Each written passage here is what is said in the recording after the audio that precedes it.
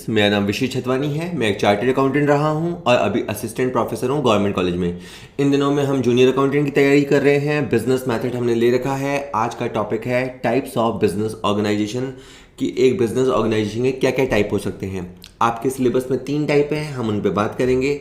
चलिए, पहला क्वेश्चन कहता है the oldest form of business organisation is, व्यावसायिक संगठन का सबसे प्राचीनतम स्वरूप है।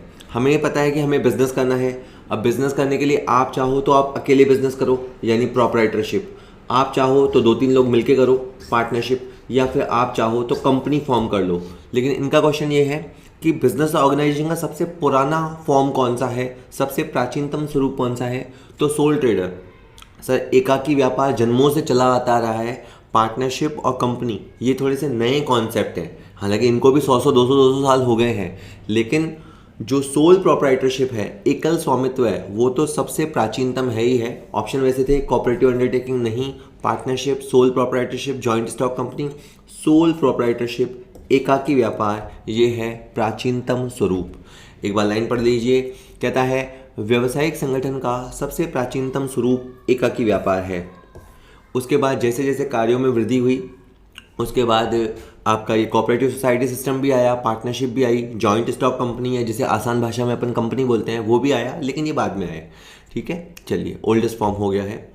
अब एकाकी व्यापार, कैरेक्टरिस्टिक्स ऑफ सोल प्रोप्राइटरशिप। एक जस्ट अपन थोड़ी सी बातें और कर ले कि एकल स्वामित्व की क्या विशेषताएं होती है। फर्स्ट है ease of formation.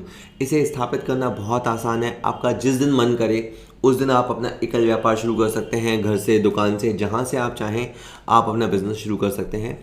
Easy of formation है। सिंगल ओनरशिप, एक अकेला स्वामी होता है।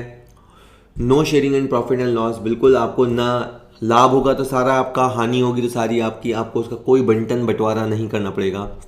वन मैन कैपिटल, कैपिटल भी सारी वही लगाता है, क्योंकि कोई भी धंधा शुरू करते हैं ना तो पैसा लगता है, जिसको पूंजी बोलते हैं, और सारा पैसा वही लगाता है। वन मैन कंट्रोल, चूंकि उसी ने पैसा लगाया है, लाभ हानि का अंतिम जिम्मेदार भी वही है, तो उसी का पूरा पूरा कंट्रोल है, किसी से पूछने की ज़रूरत नहीं है, उसके जचे जैसा करे।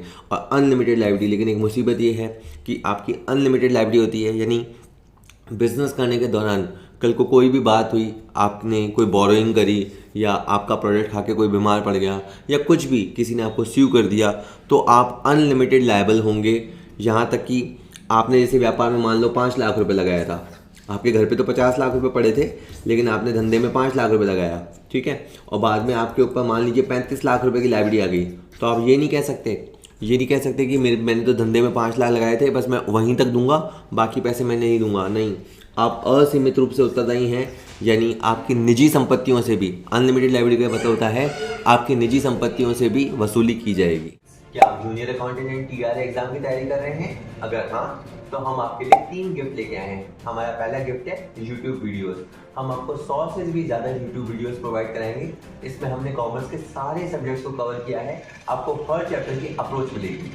हमारा दूसरा गिफ्ट है, आपको PDF मिलेंगे। ये PDF कलरफुल होंगे, विद फुल डिटेल होंगे, आप अपनी पेज से जब देखना चाहें तब उनको देख सकते हैं, सॉल्व कर सकते हैं। तीसरा मोस्ट इंपॉर्टेंट गिफ्ट जो हमारी तरफ से रहेगा वो रहेगा टेस्ट सीरीज। जी हाँ, हम आपको 25 टेस्ट प्रोवाइड कराएंगे। उसके द्वारा आप अपने क्वेश्चंस को लगा सकते हैं, आपको अपने सही गलत क्वेश्चंस का पता लगेगा, कहाँ इंप्रूव करना है, कहाँ स्ट्रांग है, कहाँ वीक है, आपको पूरा डिटेल उसमें पता लगेगा। ठीक है, अब ये सब आपको मिलेगा कैसे? इसके लिए नीचे हमने एक लिंक दिया है, उस पर आपको क्लिक करना है। अगर आपको कोई दिक्कत आती है तो नीचे बताए हुए नंबर पे आप हमें व्हाट्सएप कर सकते हैं। Question second, which of the following feature is not present with the partnership firm? निम्नलिखित में से कौन सा लक्षण साझेदारी संगठन में विद्यमान नहीं होता? तो इसमें से 3 लक्षण होते हैं, एक नहीं होता, आपने को पहचानना है। फर्स्ट है वॉलंटरी रजिस्ट्रेशन।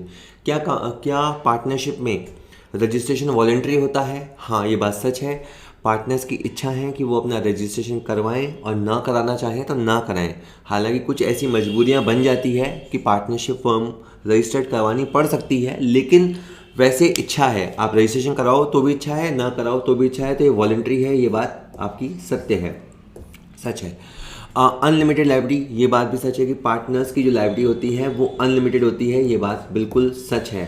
तो आप हमेशा याद रखेंगे कि एकाकी व्यापारी जो सोल ट्रेडर होता है उसकी भी अनलिमिटेड लाइबिलिटी होती है और जो पार्टनर्स होते हैं उसकी भी अनलिमिटेड लाइबिलिटी होती है। मैं अभी भी ये समझाने की कोशिश कर रहा था कि अनलिमिटेड लाइबिलिटी होती क्या है, कि मान लो ए है, बी है और सी है, इन तीनों ने बिजनेस के अंदर 10-10 लाख रुपए लगा रखे हैं और ये भी मान लेते हैं कि व्यापार में एक ऐसी स्थिति बनी कि इनके ऊपर कुल 90 लाख रुपए का दायित्व आ गया और इन तीनों के ऊपर 30-30 लाख रुपए का दायित्व आ गया। उस समय अगर ए ये कहे कि भाई मैंने तो बस 10 लाख रुपए दे दिए, बस मैं और पैसे नहीं लाऊंगा, तो आप ऐसा नहीं कह सकते। आपको अपने घर से भी पैसे लाने पड़ सकते हैं। जी हाँ, फर्म के दायित्वों को पहले फर्म की एसेट से पूरा किया जाता है और अगर फर्म की एसेट से पूरे नहीं हो पाते हैं तो साझेदारों को अपने घर से भी पैसे लाने पड़ते हैं। इसी चीज़ को बोलते हैं असीमित दायित्व। उस चक्कर में आप दिवालिया तक हो सकते हैं। इसलिए पार्टनरशिप बहुत सोच समझ के और बहुत विश्वास वाले व्यक्ति के साथ करनी चाहिए, नहीं तो नहीं करनी चाहिए, क्योंकि उसमें आपका असीमित रूप से दायित्व उत्पन्न हो सकता है। क्रिएशन बाय एन एग्रीमेंट, बिल्कुल पार्टनरशिप का जन्म अग्रीमेंट से होता है। केवल मान लो एक पति पत्नी है तो पति पत्नी होने से वो साझेदार नहीं हो जाते। दो दोस्त हैं आपस में साथ रहते हैं तो वो साझेदार नहीं हो जाते। पार्टनर होने के लिए उनके बीच में खास तरह का अग्रीमेंट होना चाहिए, ठीक है। और परपेचुअल सक्सीशन, अविच्छिन्न उत्तराधिकार, ये खासियत पार्टनरशिप की नहीं है। अविच्छिन्न उत्तराधिकार का क्या मतलब है, मानो ये कि पार्टनर मर भी जाए, सारे पार्टनर मर जाए तो भी फर्म चलती रहेगी, ऐसा नहीं होता। कंपनी में ऐसा होता है। कंपनी के अगर सारे शेयर होल्डर मर जाएं, बीमार पड़ जाएं, अपने शेयर्स बेच दें, कुछ भी हो जाए, कंपनी में परपेचुअल सक्सीशन होता है। कंपनी चलती रहती है, man may come and go, लोग आते हैं जाते हैं, लेकिन कंपनी सदैव रहती है। ये खासियत कंपनी की है, पार्टनरशिप की नहीं है। तो ठीक है, इसका आंसर ये है। और एक बार देख लीजिए, अविच्छिन्न उत्तराधिकार, परपेचुअल सक्सीशन, ये कंपनी का लक्षण है, न कि साझेदारी संगठन का।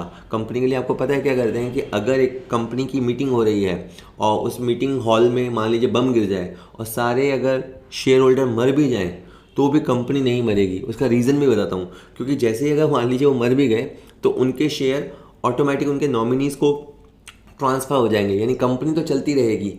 उसमें क्या होता है, कंपनी और शेयर होल्डर का सेपरेट एग्जिस्टेंस होता है, इसलिए कंपनी सदैव चलती रहती है अनलेस आप उसे डिसॉल्व ना कर दें, लिक्विडेट ना कर दें, ठीक है। एक आप बात समझ लीजिए, जैसे अपन ने पहले सोल ट्रेडर की पार्टनर विशेषताएं देखी, अब हम पार्टनरशिप फॉर्म की विशेषताएं देखेंगे। पार्टनरशिप फॉर्म में एक तो है 2 और मोर मेंबर्स, 2 या 2 से ज़्यादा लोग होने चाहिए। ज़्यादा कितने होने चाहिए, 50 होने चाहिए। अभी भी अगर आप पुराने नोट से पढ़ते हैं तो आपको याद आएगा 10 होने चाहिए या 20 होने चाहिए। सर हमने पढ़ा है बैंकिंग बिजनेस में 10 होता है, अदर बिजनेस में 20 होता है। ये बहुत पुराना रूल है। मैं जब ये 2023 में वीडियो शूट कर रहा हूँ उस समय तक कंपनीज एक्ट 2013 आ चुका है और उसमें लिमिट को बढ़ा के 50 तक कर दिया गया है। पार्टनरशिप बनाने के लिए 2 लोग कम से कम चाहिए, अधिकतम 50 लोगों की पार्टनरशिप हो सकती है। अग्रीमेंट, पार्टनरशिप होने के लिए अग्रीमेंट होना ज़रूरी है। अग्रीमेंट का क्या मतलब होता है, एक बंदा ऑफर करेगा कि तू मेरा पार्टनर बनेगा क्या, दूसरा बंदा उसे एक्सेप्ट करेगा कि हाँ मैं तेरा पार्टनर बनूंगा, और फिर वो समझते सोचते हुए अग्रीमेंट करते हैं। लॉफुल बिजनेस, पार्टनरशिप हमेशा लॉफुल बिजनेस के लिए होती है। रात को चोरी करेंगे, डाका डालेंगे, इस तरह की अगर मिलके सहभागिता करी भी है, अग्रीमेंट किया भी है, तो वो पार्टनरशिप नहीं कहलाता। पार्टनरशिप के लिए एक लेजिटिमेट बिजनेस होना चाहिए। शेयरिंग ऑफ प्रॉफिट, अधिकतर ये होता है 99% केसेस में पार्टनरशिप फर्म का मतलब ही होता है कि प्रॉफिट की शेयरिंग होगी। कभी कभी प्रॉफिट शेयरिंग नहीं भी होती है, बट एक प्राइमा फेसी, प्रथम दृष्टया अगर लाभों का बंटवारा हो रहा है तो आप कह सकते हैं पार्टनरशिप है। अनलिमिटेड लायबिलिटी मैंने बता दिया है कि पार्टनरशिप सोच समझ के करनी चाहिए। आपके ऊपर अनलिमिटेड लायबिलिटी आ सकती है, इसका मतलब यह है कि आपके पर्सनल असेट्स को भी लायबल किया जा सकता है after exhausting business assets. Voluntary registration, पंजीयन कराना आपकी ऐच्छिक है, स्वैच्छिक है। आप कराना चाहें कराइए, ना कराइए चाहें मत कराइए। रजिस्ट्रेशन करवाने से बहुत सारे लीगल बेनिफिट्स होते हैं, इसलिए लोग करवा लेते हैं। प्रिंसिपल एजेंट रिलेशनशिप, ये मोस्ट, अगर कहें कि पार्टनरशिप है या नहीं है, इसकी अगर आप पहचान करनी हो तो इसकी पहचान होती है म्यूचुअल एजेंसी से। म्यूचुअल एजेंसी का मतलब क्या होता है, मैं तेरा एजेंट हूँ तो मेरा एजेंट है। मान लीजिए ए और बी हैं, ये 2 लोग हैं, तो ए अगर कुछ भी काम करके आएगा तो बी उसके लिए लायबल होगा। तो ए कुछ भी काम करके आएगा तो ए एजेंट हो जाएगा और बी उसके लिए लायबल हो जाएगा, तो उसके लिए प्रिंसिपल की हैसियत बी की हो गई। इसी तरह मान लीजिए बी कुछ भी काम करके आएगा तो ए नहीं कह सकता कि बी जाने बी का काम जाने, मैं क्या जानूँ। नहीं, अगर आपने उसके साथ पार्टनरशिप की है तो अगर बी ने कुछ काम किया है तो ए उसके लिए लायबल होगा। यानी दोनों ही व्यक्ति एक दूसरे के द्वारा किए गए कार्यों के लिए लायबल होते हैं। ये यहाँ पे एक प्रिंसिपल एजेंट रिलेशनशिप होता है जिसको म्यूचुअल एजेंसी बोलते हैं। और पार्टनरशिप की अगर सच्ची पहचान या कसौटी है तो वो यही है कि म्यूचुअल एजेंसी, पारस्परिक एजेंसी का गुण है या नहीं। कंटिन्यूटी ऑफ बिजनेस को छोड़ दीजिए। अगर मैं आपको बताऊं, सबसे ज़्यादा फ्रेजाइल या कहें मासूम सा होता है सोल प्रोप्राइटरशिप। उसमें व्यक्ति के जाते ही व्यवसाय समाप्त हो जाता है। उससे थोड़ा मजबूत होता है साझेदारी संगठन, लेकिन उसमें भी सारे लोग चले गए या एक को छोड़ के सारे चले गए तो भी पार्टनरशिप समाप्त हो जाती है। लेकिन अगर 5-6 लोग हैं और उसमें से एक आध दो लोग चले गए तो पार्टनरशिप रह सकती है। तो यानी पार्टनरशिप की लॉन्गिटिविटी, थोड़ा सा उसका अस्तित्व थोड़ा सा ज़्यादा समय तक के लिए होता है। और कंपनी का तो अविच्छिन्न उत्तराधिकार होता है। कंपनी तो चलती रहती है, company never ends unless you want. A company is an artificial person, citizen, both 1 and 2, none of the above. अधिकतर हमें बोथ लगाने में या ऑल ऑफ द अबव लगाने में मज़ा आता होगा, लेकिन कंपटीशन एग्जाम में बहुत संभाल के। एक कंपनी आर्टिफिशियल पर्सन होती है, हाँ। अब आर्टिफिशियल पर्सन क्यों होती है, वो होता है, देखो एक पर्सन क्या कर सकता है। एक पर्सन अपने नाम से संपत्ति खरीद सकता है, हाँ। पर्सन अपने नाम से संपत्ति बेच सकता है, हाँ। पर्सन के ऊपर मुकदमा किया जा सकता है, स्यू करना, हाँ। पर्सन किसी पे मुकदमा कर सकता है, हाँ। तो यानी स्यू और टू बी स्यूड, ठीक है। ये एक व्यक्ति में खासियतें होती है, लेकिन कंपनी का कोई चेहरा, मोहरा, हाथ पांव नहीं होते हैं। तो कंपनी एक पर्सन तो है, कंपनी एक पर्सन है, लेकिन वो कानून की नज़र में है, वो कानून की कल्पना है कि वो एक व्यक्ति है। तो कंपनी एक आर्टिफिशियल पर्सन है, लेकिन कंपनी एक नागरिक नहीं है। आप कंपनी है तो वो जाके वोट करके आ जाएगी, ऐसा नहीं है। नागरिक अगर 18 साल से ऊपर के हैं तो वोट कर सकते हैं। कंपनी एक नागरिक नहीं है तो उसे जो नागरिकता के होने के फ़ायदे होते हैं वो नहीं मिलते उसे। तो कंपनी है एक आर्टिफिशियल पर्सन। इसमें से ए आंसर सही है, फर्स्ट आंसर सही है, ठीक है जी। चलिए, अब ये कुछ कंपनी की खासियतें हैं। हमने पहले सोल प्रोप्राइटर और पार्टनरशिप की देखी। अब कंपनी की खासियत देखिए। कंपनी का सदस्यता बनने के लिए आपको शेयर लेना पड़ेगा। कंपनी में सदस्यता या मेंबरशिप होती है। जो लोग शेयर खरीदते हैं, ठीक है। अब यूँ समझ लीजिए एक कंपनी है, उसको 50 लाख रुपए की ज़रूरत है। तो 50 लाख रुपए की ज़रूरत है, उसको वो छोटे छोटे शेयर्स में डिस्ट्रीब्यूट करती है। अगर आप शेयर खरीदते हैं तो आप शेयर होल्डर बन जाएंगे। शेयर होल्डर बनने के साथ ही आप कंपनी के मेंबर बन जाएंगे। इनकॉर्पोरेटेड एसोसिएशन, कंपनी में रजिस्ट्रेशन मैंडेटरी है, अनिवार्य है। कंपनी एक समामेलित संस्था होती है। बिना रजिस्ट्रेशन कंपनी का अस्तित्व ही नहीं होता है। जैसे हमारा जन्म होता है, जन्म की एक तारीख होती है, उसी तरह कंपनी का समामेलन या रजिस्ट्रेशन होता है, उसकी रजिस्ट्रेशन की तारीख ही उसके जन्म की तारीख होती है। सेपरेट लीगल एग्जिस्टेंस का मतलब होता है कंपनी अलग होती है, उसके शेयर होल्डर अलग होते हैं, उन दोनों का पृथक पृथक अस्तित्व होता है। कानून की नज़र में भी उनका पृथक अस्तित्व होता है। परपेचुअल सक्सेशन, कंपनी चलती रहती है। शेयर होल्डर मे कम मे गो, अपने शेयर खरीदें, बेचें, ट्रांसफ़र करें, कंपनी चलती रहती है। कॉमन सील, जैसे इंसान होता है, उसने कोई काम किया है तो वो साइन करता है। अब कंपनी तो आर्टिफिशियल पर्सन है, वो साइन कैसे करेगी, तो एक सील होती है, ठीक है। आपने बहुत जगह सील या मोहर लगी हुई देखी होगी। वो सील या मोहर से पता लगता है कि भाई ये कंपनी का ऑथोराइज डॉक्यूमेंट है, और फिर संचालक यानी डायरेक्टर उसके ऊपर साइन करते हैं। आर्टिफिशियल पर्सन मैंने बता ही दिया है, कंपनी के हाथ, मुंह, नाक नहीं होते, आप देख नहीं सकते उसको। लेकिन कंपनी को कुछ अधिकार ऐसे होते हैं, जैसे प्रॉपर्टी कंपनी के नाम में खरीदी जाती है, बेची जाती है, मुकदमा उसके नाम से किया जाता है, उसके ऊपर मुकदमा किया जाता है, तो वो उसको एक पर्सन बनाती है। बट ये फिर भी आर्टिफिशियल पर्सन है, कृत्रिम व्यक्ति है। लिमिटेड लायबिलिटी, ये एक खास फीचर है जो इसको पार्टनरशिप से और सोल प्रोप्राइटर से अलग करता है। कंपनी के जो सदस्य होते हैं उनकी लायबिलिटी लिमिटेड होती है। अगर मान लीजिए मैंने 100 से शेयर खरीदे हैं और एक शेयर 10 रुपये का है और मैंने 1000 रुपये कंपनी में लगाए हैं, तो कल को कंपनी के ऊपर कोई मुसीबत आती है तो मुझे घर से पैसे ला के देने की ज़रूरत नहीं है। एकाकी व्यापारी को अपने घर के पैसे भी लगाने पड़ सकते हैं पूंजी के अलावा, पार्टनर्स को अपनी पूंजी के अलावा घर से पैसे लाने पड़ सकते हैं। लेकिन अगर शेयर होल्डर ने 1000 रुपये देके शेयर खरीदे हैं, उसने उसका शेयर फुल्ली पेड अप है, उसने अपने पूरे पैसे दे दिए हैं, अब कंपनी के ऊपर कोई मुसीबत आ गई है तो उसे अपने घर से पैसे लाने की ज़रूरत नहीं है। शेयर होल्डर्स की लायबिलिटी प्रायः लिमिटेड हुआ करती है। शेयर ट्रांसफ़र, पब्लिक लिमिटेड में आप अपने शेयर आसानी से ट्रांसफ़र कर सकते हैं, प्राइवेट लिमिटेड में थोड़े रिस्ट्रिक्शंस होते हैं। Maintenance of accounts and books, company को अपने अकाउंट डबल एंट्री सिस्टम से अनिवार्यतः बनाने पड़ते हैं। इसमें कोई इफ एंड बट नहीं होता है, कंपनी को अपने अकाउंट्स बनाने ही हैं और वो भी डबल एंट्री सिस्टम फॉलो करके बनाने हैं। एकाकी व्यापारी चाहे तो सिंगल एंट्री सिस्टम से या अपूर्ण लेखा पद्धति से बना लेता होगा, लेकिन कंपनी को अपने अकाउंट्स प्रॉपर वे में बनाने पड़ते हैं। ऑडिट ऑफ अकाउंट्स, कंपनी की ऑडिट या अंकेक्षण अनिवार्य है, उनका ऑडिट होता है, ऐसा लॉ कहता है, इसीलिए उसको स्टैट्यूटरी ऑडिट कहते हैं, ठीक है। तो स्टूडेंट्स, अगर आपको हमारा कंटेंट पसंद आ रहा है, हमारा टीचिंग स्टाइल आपको पसंद आता है, तो मैं आपको एडवाइस करूंगा कि आप हमारा ऐप डाउनलोड कीजिए। कॉमर्स पॉइंट नाम से हमारा ऐप है, प्ले स्टोर पे इजीली मिलेगा, डाउनलोड कर लीजिए।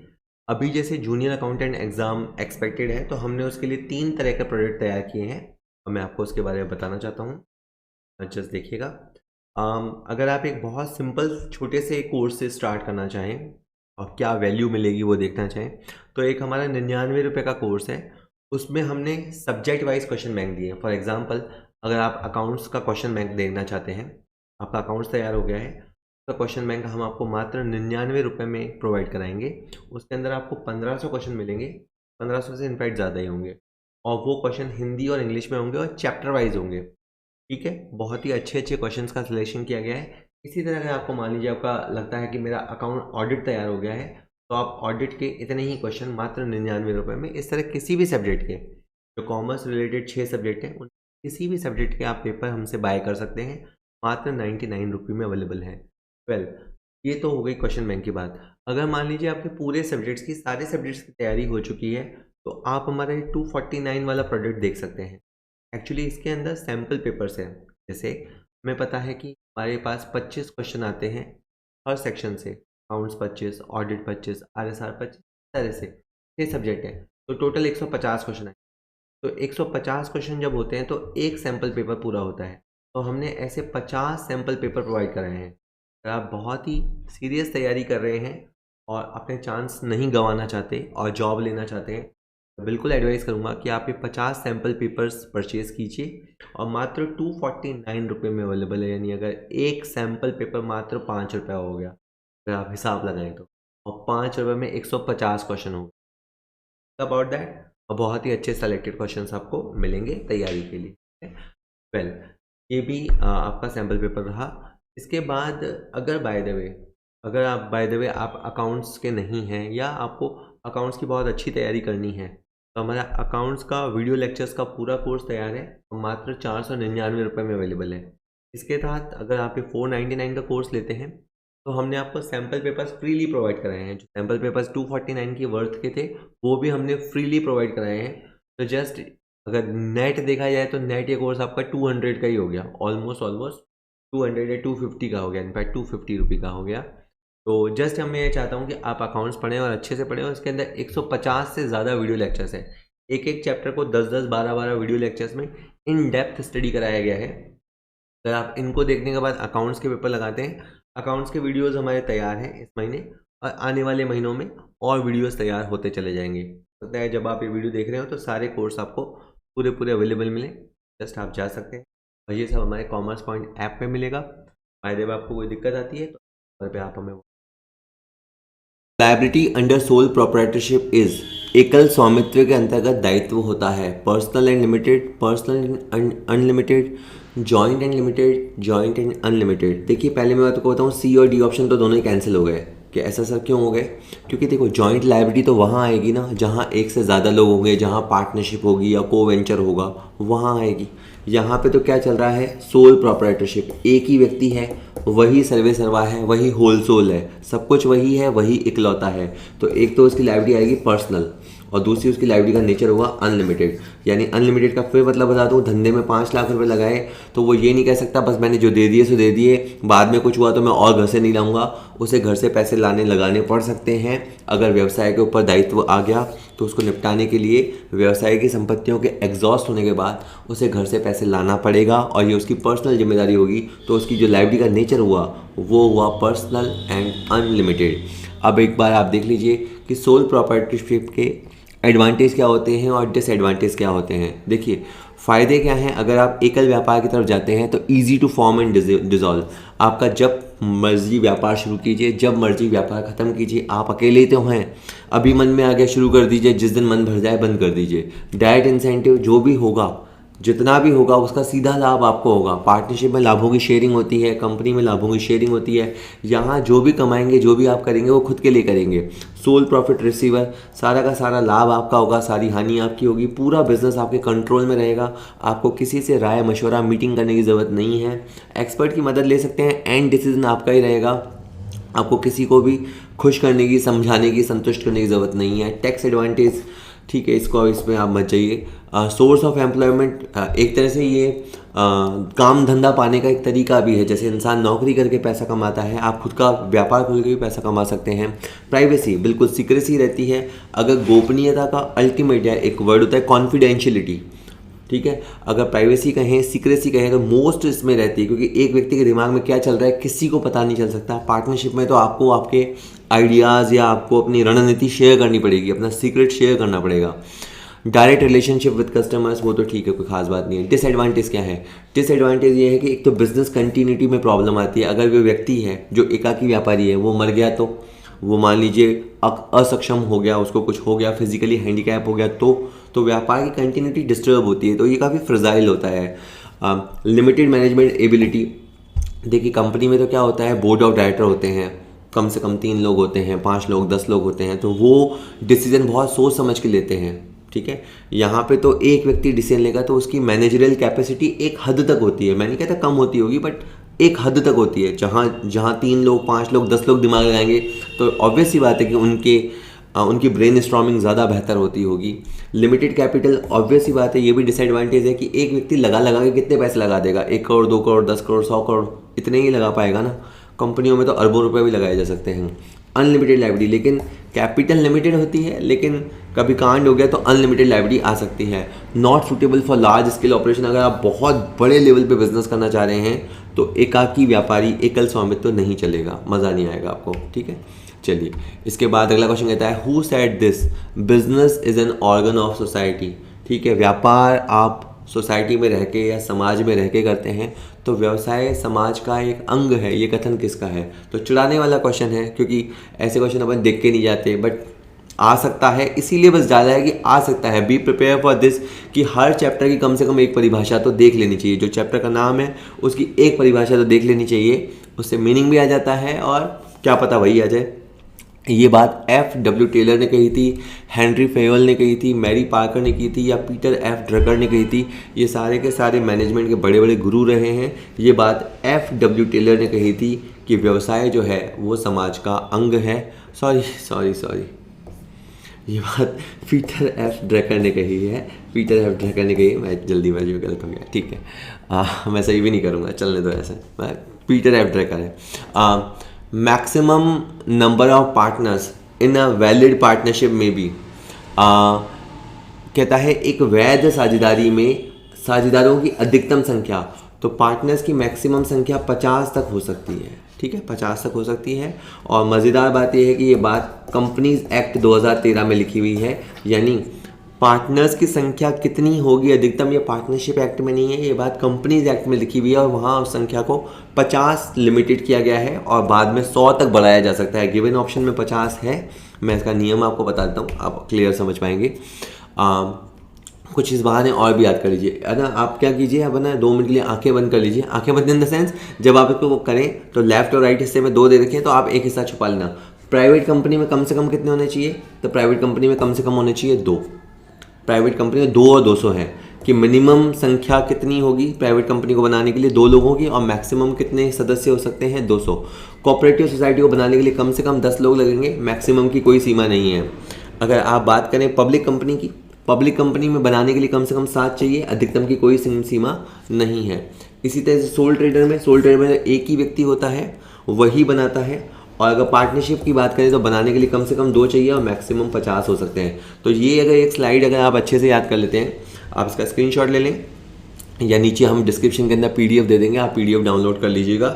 और केवल इस टेबल से ही आपके 10 क्वेश्चन तैयार हो सकते हैं, कम से कम 9 क्वेश्चन तैयार हो सकते हैं। तो अच्छे से ये चीज़ों को याद कीजिएगा, ठीक है।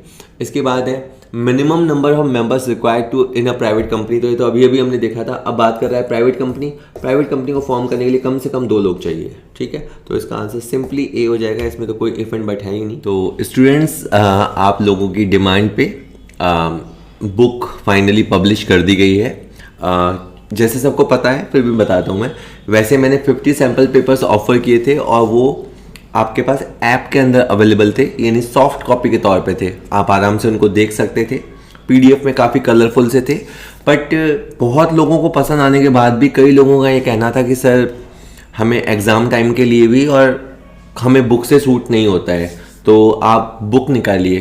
तो 50 सैम्पल पेपर की बुक का साइज़ तो बहुत ज़्यादा हो रहा था, इवन जैसे मैंने अभी 10 सैम्पल पेपर निकाले हैं, तो इसमें भी नंबर ऑफ पेजेस 360 हैं। जी हाँ, 360 इतने पेजेस अभी ही हो गए हैं। तो शायद अगर 50 पेपर निकालता तो शायद 1800 पेजेस के आसपास हो जाते। तो इसीलिए इतनी बड़ी बुक मैं नहीं निकालना चाह रहा था, बट फाइनली अभी 10 सैम्पल पेपर तो निकाल ही दिए हैं। इसके अंदर आपके 1500 MCQ हैं। मैं कुछ फीचर्स आपको बता रहा हूँ ताकि आप समझ जाएं। ये बुक का जस्ट फ्रंट कवर है। तो इसके अंदर आपको 1500 MCQ मिलेंगे, 10 सैम्पल पेपर मिलेंगे। ये सेकंड पार्ट, जिसको आप कॉमर्स वाला पार्ट कह सकते हैं, उसके लिए है। बाय द वे ये पूरा कॉमर्स नहीं है, पर पार्ट सेकंड के लिए निकाला है मैंने। हर क्वेश्चन, जी हाँ, हर क्वेश्चन हिंदी इंग्लिश दोनों में है। एक और बात कि हर क्वेश्चन के नीचे इन डेप्थ सॉल्यूशन हमने डिटेल से दिया है, इसीलिए इतने पेजेस लग गए हैं। वरना मैंने खुद भी कभी सैम्पल पेपर्स पढ़े हैं मेरी पढ़ाई के दौरान, तो 10 सैम्पल पेपर 100-120 पेजेस में आ जाते हैं। पर एक तो ये हिंदी इंग्लिश हो गया, तो डुअल लैंग्वेज होने की वजह से वैसे ही क्वांटिटी डबल हो गई। फिर हर क्वेश्चन का एक्सप्लेनेशन किया है, दैट्स वाई वो ज़्यादा हो गया है। फिर भी जैसे मैंने हमेशा कहा है, आप इन क्वेश्चनों को लगाइए। एक और बात, इसमें आप कंफ्यूज मत होइएगा। जो 50 सैम्पल पेपर्स थे, ठीक है, जो 50 सैम्पल पेपर्स थे वो क्वेश्चन, और अभी ये जो मैं 10+40 का मॉडल दे रहा हूँ, ये दोनों क्वेश्चन सेम है। अगर आपने वो ले रखे हैं, आप मोबाइल में कंफर्टेबल हैं, तो आपको दोबारा किताब खरीदने की ज़रूरत नहीं है। और अगर आप बुक एक्सपीरियंस करना चाहते हैं तो ठीक है। तो ये 10+40 मॉडल क्या है, यानी 50 में से 10 क्वेश्चन तो मैंने हार्ड कवर बुक के तौर पे प्रोवाइड करा दिए हैं, और 40 क्वेश्चन फ्री में आपको अभी भी मिलेंगे। तो बहुत ही नॉमिनल सा प्राइस रखा है, 360 रुपये रखा है। यानी आपके पास एक तरह से दो चॉइस हो गए कि आप 250 रुपये दीजिए और 50 के 50 सैम्पल पेपर सॉफ्ट कॉपी के तौर पे ले लीजिए, या फिर आप ऐसा कीजिए कि 360 रुपये खर्च कीजिए, आपको बुक होम डिलीवर होगी, 4 से 6 दिन में होम डिलीवर हो जाएगी। आप हमारे ऐप के थ्रू ऑर्डर कर सकते हैं या अमेज़न के थ्रू भी ऑर्डर कर सकते हैं। हाँ, ये है कि ये बुक अभी 2025 तक, ये 2025 नहीं 2024 तक ओपन मार्केट में अवेलेबल नहीं है। उसके बाद हम 1-2 साल जब हमारा नाम हो जाएगा, उसके बाद हम ओपन मार्केट में लॉन्च करेंगे। टिल देन अभी ये आप डायरेक्ट ऑर्डर कर सकते हैं ऐप के थ्रू या अमेज़न के थ्रू, वहाँ से आपको 3 से 6 दिन में डिलीवर हो जाएगी। जस्ट एक आखिरी बात, इसके अलावा ये बुक का जैसे ऐसे बैक कवर है, यहाँ पे देखो आप प्राइस लिखा हुआ है, यहीं पे मेरे कॉन्टैक्ट नंबर भी लिखे हुए हैं। एंड ये कि हमारे और डिजिटल प्रोडक्ट्स हैं। धीरे धीरे हम, अगर इस बुक का वैसे अच्छा रिस्पांस आना शुरू हो गया है, तो मैं बहुत कमिटेड हूँ कि बाकी अब धीरे धीरे हम सारे प्रोडक्ट्स को ऑफलाइन लाएंगे और फिर ओपन मार्केट में भी लाएंगे। तो बाकी सब्जेक्ट आप जैसे statistic, Indian economics, junior accountant का जो अकाउंटेंसी एग्ज़ाम है, ऑडिट हुआ, GF&AR हुआ, RSR हुआ, ये सब भी प्रोडक्ट आप हमारे ऐप पे एक्सप्लोर कर सकते हैं। Thank you very much. Which of the following statement is true about partnership? Partnership के बारे में कौन सा कथन सत्य है? Partnership is based on agreement. हाँ, पार्टनरशिप में अग्रीमेंट होना ज़रूरी है, तो ये बात सत्य है। केवल संबंधों के आधार पे कोई दो व्यक्ति पार्टनर नहीं बन सकते। एक घर में 2 बेटे हैं, मान लो वो जुड़वा भी हों, तो भी वो आप आपस में पार्टनर हो गए, ऐसा नहीं। शादी हो गई, पति पत्नी है, वो पार्टनर हो गए, ऐसा बिल्कुल नहीं।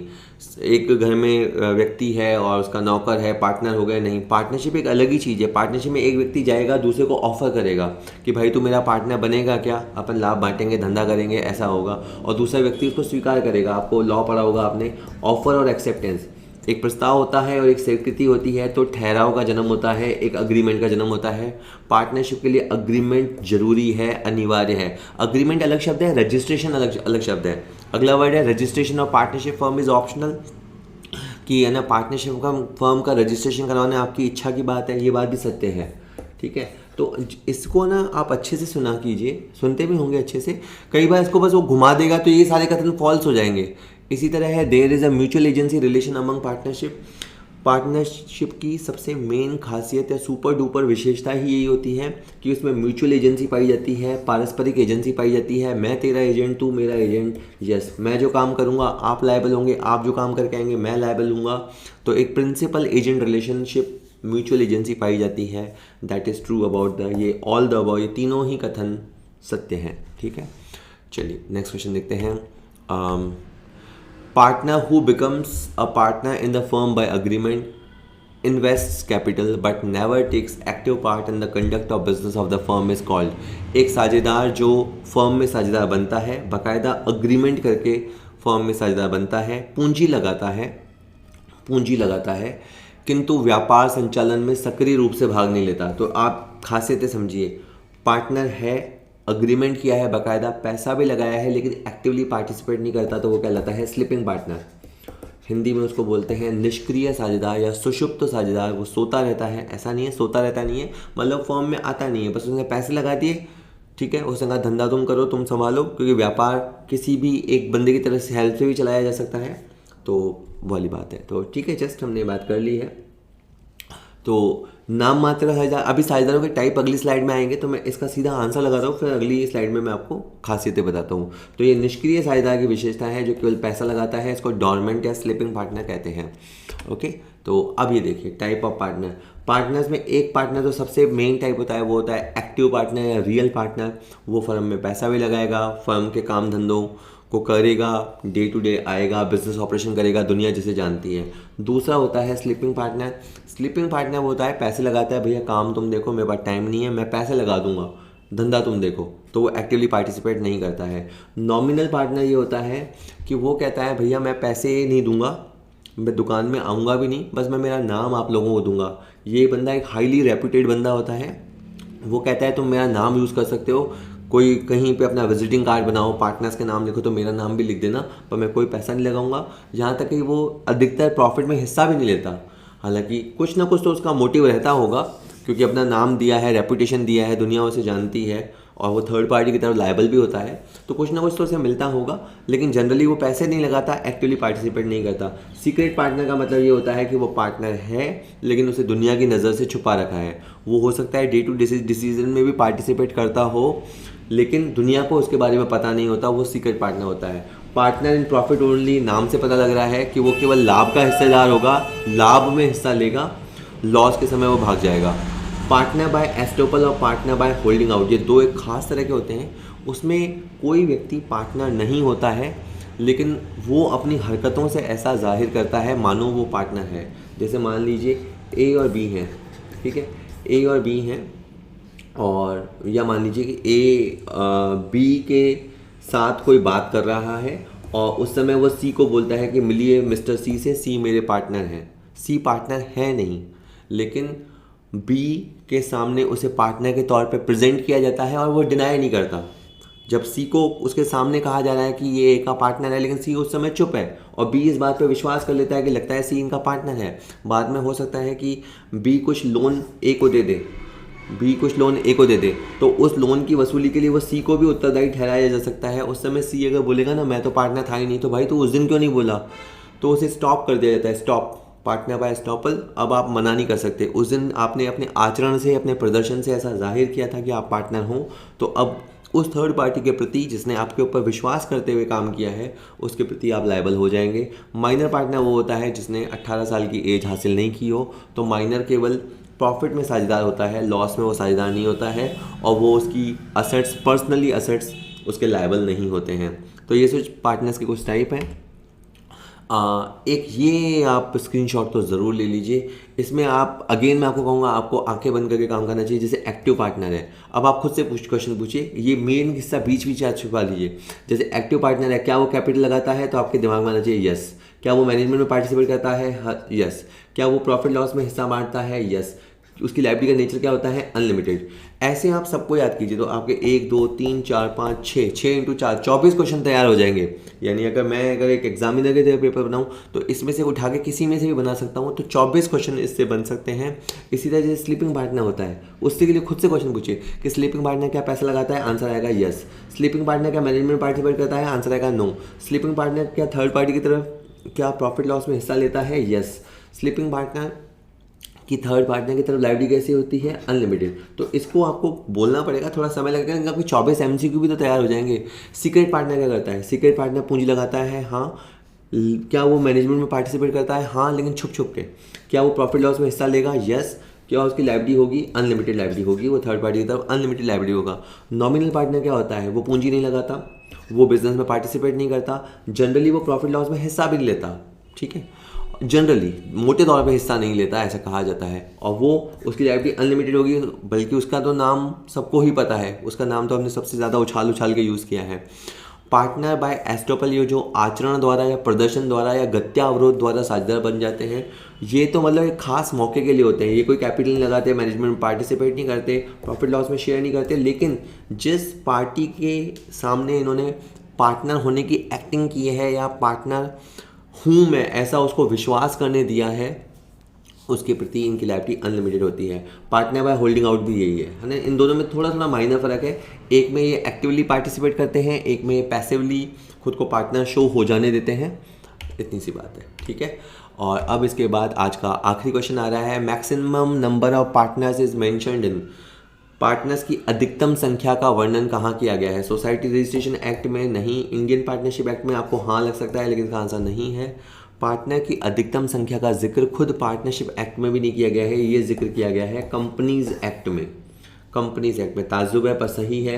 एक भारतीय अनुबंध अधिनियम 1872 होता है, वहाँ पे भी इसका कोई ऐसा जिक्र नहीं किया गया है, इसका जिक्र कंपनीज एक्ट में किया गया है। और अब इसके बारे में आप नियम और धारा पढ़ लीजिए। The only act which defined the maximum number of partner is the firm is companies act. देखो क्या कमाल की बात है, इकलौता एक्ट जिसमें साझेदारों की अधिकतम संख्या का वर्णन किया गया है वो कंपनीज एक्ट है। 1956 में जो कंपनीज एक्ट आया था उसने कहा था संख्या 20 होगी। तब ये था कि जो बैंकिंग बिजनेस है उसमें 10 होगी संख्या, और जो अदर बिजनेस है उसमें 20 संख्या होगी। लेकिन ये पुराना एक्ट था, कंपनीज एक्ट 1956। उसके बाद जब 2013 में नया एक्ट आया तो इन्होंने कहा कि मैक्सिमम नंबर ऑफ पार्टनर्स की अधिकतम संख्या जो होगी वो 50 होगी। होप हमेशा के लिए वीडियो आपके लिए यूज़फुल रहा होगा। चैनल को सब्सक्राइब कर लीजिए, ऐप को डाउनलोड कर लीजिए, काफ़ी सारा फ्री कंटेंट मिलेगा। कुछ पेड कंटेंट भी है जो बहुत नॉमिनल रेट्स पे अवेलेबल है और बहुत ही हाई क्वालिटी कंटेंट है। कॉमर्स की दुनिया में वीडियोस आपको बहुत काम आएंगे। धन्यवाद, देखते रहिए।